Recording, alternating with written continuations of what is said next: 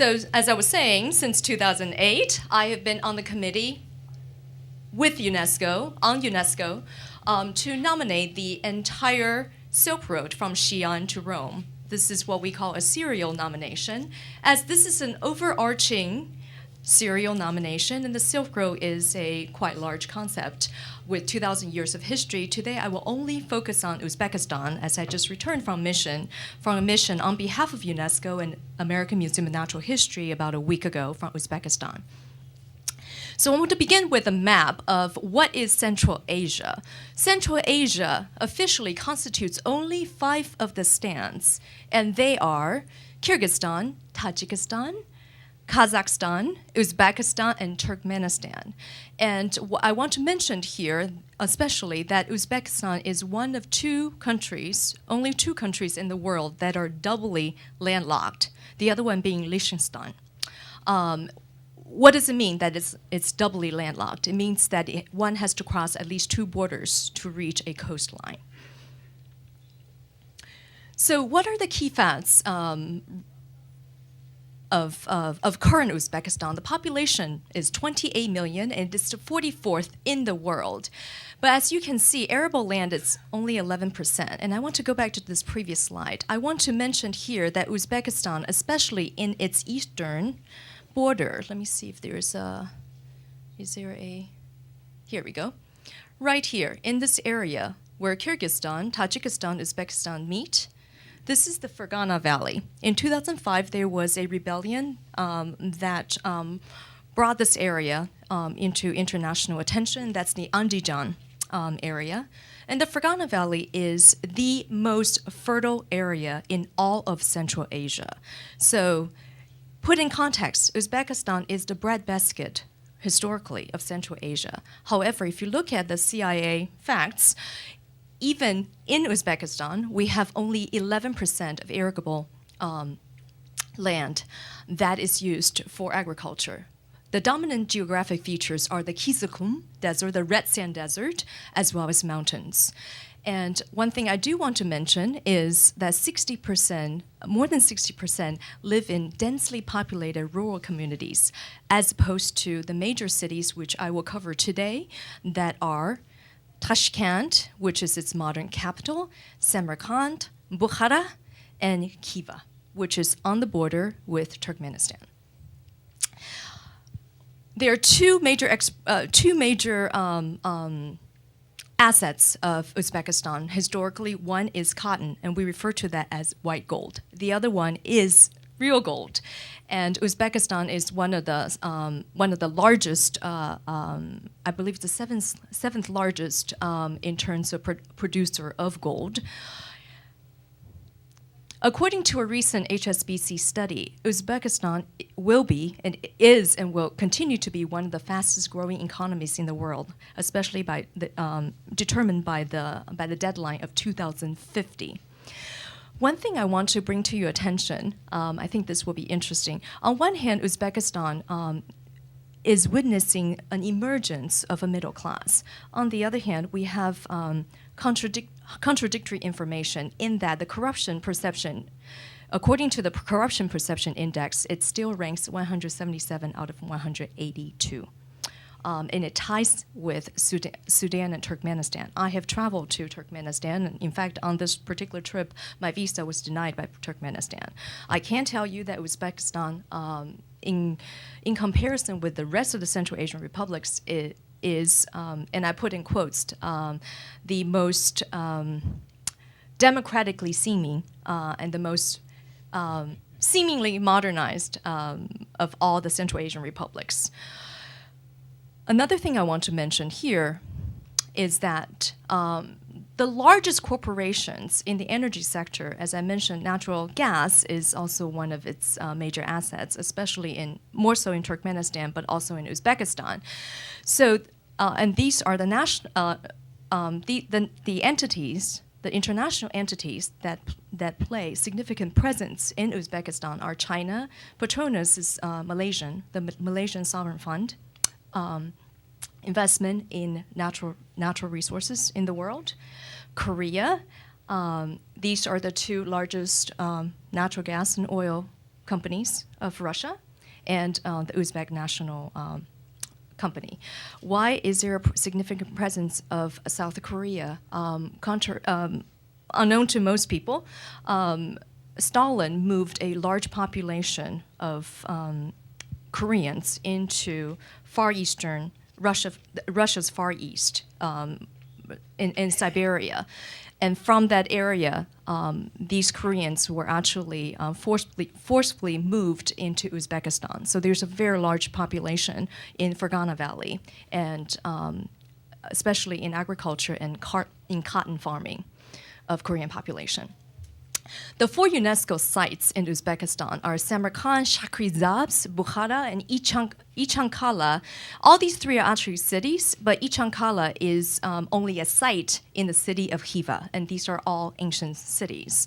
And as you can see, these notations are the criteria that qualified these sites as UNESCO World Cultural Heritage Sites. And as you can see, they share the commonality of criterion number 4, which is that they are the finest examples of a particular type of architecture. In this case, all four are epitomes of Islamic architecture. So the sites you'll be seeing actually are from the Islamic era of the Silk Road, as opposed to the pre-Islamic era, which is the Buddhist era of the Silk Road period. And as of 2010, additional Silk Road sites have been submitted to UNESCO, and this is part of the submission for the serial nomination of the entire Silk Road, the intangible Silk Road from Xi'an to Rome, and there are 6 additional sites. So this is Samarkand.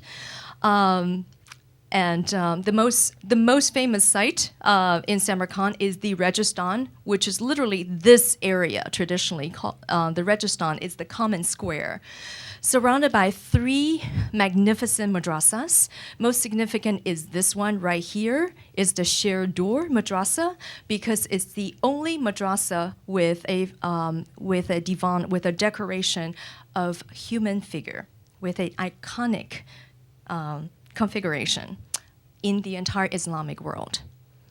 And I want to show you a comparison. This is a photo I took on my mission in 2009, and this is a photo I took in 2012. I think you would notice the addition of these what are these? Spotlights. They're megawatt spotlights.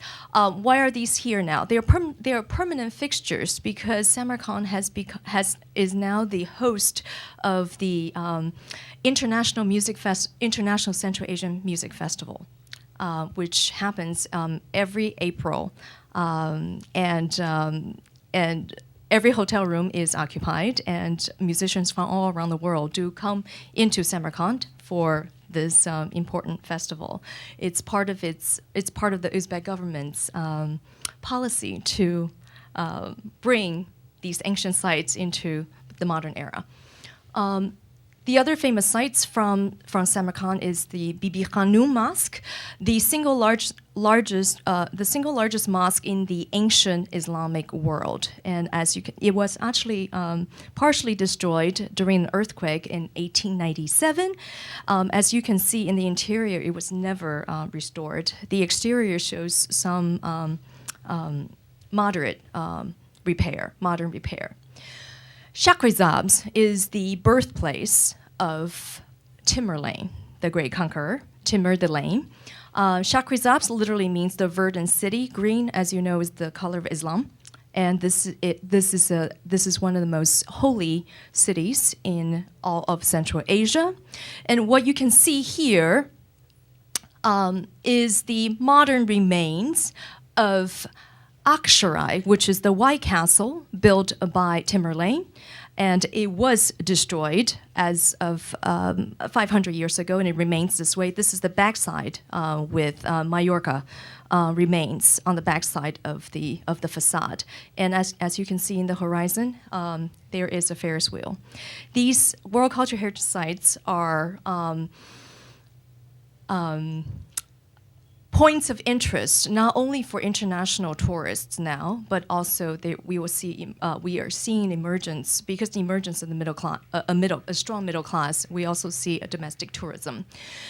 The second to the last site is Bukhara, in fact, a major center of culture and science in the ancient Islamic world. Here you're seeing the Kalong minaret, the tallest at one point in all of Central Asia, and another unique madrasa in all of Islamic world in that you have a depiction, this one not of human figure, but actually of animal figure, again, iconic. This is one of the most interesting madrasas. It's nearly ruined. In the lowermost, stratum, you have a Zoroastrian temple. We have found ruins of Zoroastrian remains. On top of that, we see the Buddhist remains. We actually have discovered a Buddhist statue at this site. But what you're seeing is actually a mosque, the remains of a mosque. And right here, you will see a current excavation being sponsored by I believe it's the French Academy of Science. And this is the famous Rajasthan in Bukhara, where the two British officers during the Great Game period were executed. And our final site final UNESCO site in Uzbekistan is the Ichankala. Again, Ichankala means the inner city. What you're seeing is the outer city, the Dichankala, and only the Ichankala, the inner city, is dedicated as the World Culture Heritage Site, not the outer city. What I want to show you are photos I just took actually last week. Here you have a young couple, and we actually saw at least 10 weddings on this trip. Couples who want to be married at these sacred sites that are designated, they care very much about their cultural heritage. We have a group of young men traveling together and dressed up as the emir of Khiva, and posing. The Khwarezm people actually are really a homeless group. They do not have their own nation state. But their culture lives on in both Uzbekistan and Turkmenistan, and here I'm showing you a performance actually by a Khwarezm family. And the interesting thing is that Uzbeks will hire a Khwarezm performance group to perform this particular. They're known for dances and their type of music. They are considered exotic to the local Uzbeks. So I want to end with an update on the nomination of the serial nomination of the Silk Road from Xi'an to Rome. The coordinating committee actually met in March, and they just released this statement. I was actually on the phone with Francesco Banderin, who is the director of UNESCO World Cultural Heritage Center, just about an hour ago. The 5 Central Asian countries and China have now have worked out a detailed work plan in consideration, and they will meet the submission next February. And now they have decided on 2 major corridors, and these are the continental routes. So from China, Kazakhstan, Kyrgyzstan, and from Tajikistan, Uzbekistan, Turkmenistan. And one thing I do want to mention here is that China has become, because of its successful work, and as you've seen examples of Global Heritage Fund's work in Pingyao and other sites, China has now become a leader of the sub-regional group of the serial nomination. And on that note, thank you very much.